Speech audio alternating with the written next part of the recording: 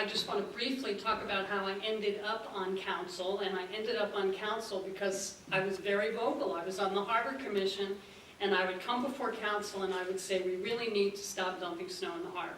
I'd get up, they'd look at me with these blank stares. I could get no traction, no movement. They're like, yeah, Louise, this is the way we've always done it. I would get up, and I would get up, and I would get up, and I would stress environmental. I would stress that the city was actually losing revenue as a result of this, but I couldn't get support from city staff, and I could not get support from council, so I ran for council.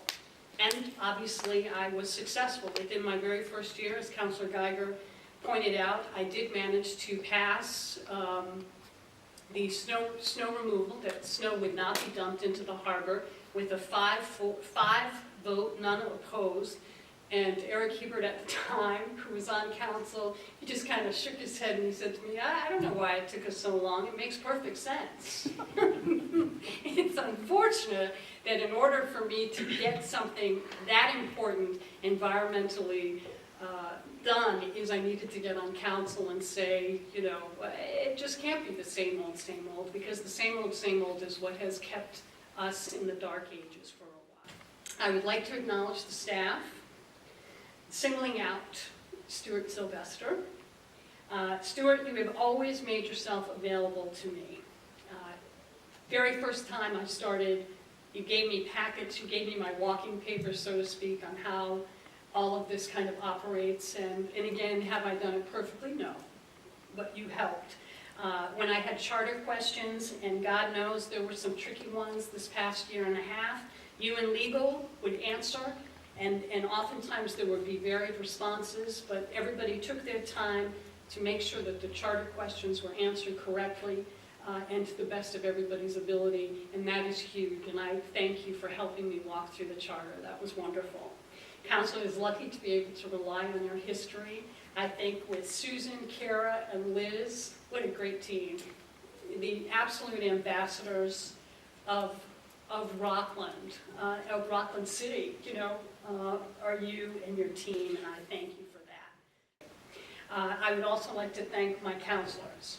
It has not been an easy year. You know, we have faced some challenges, challenges that we did not create, but just that's what happens. And I think that we have handled them well. I think that we've handled them civilly.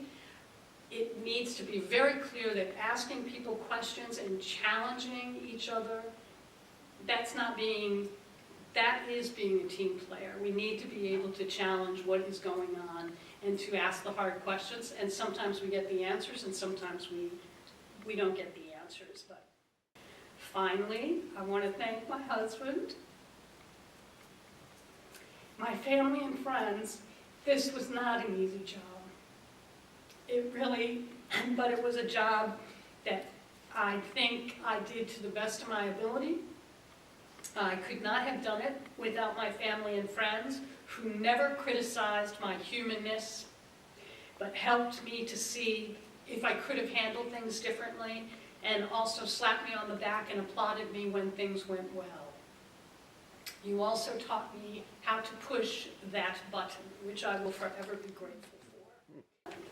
I would like to thank again my team and Stuart and the rest of the police and the fire and everybody else who's done such a wonderful job to keep Rockland on a steady course.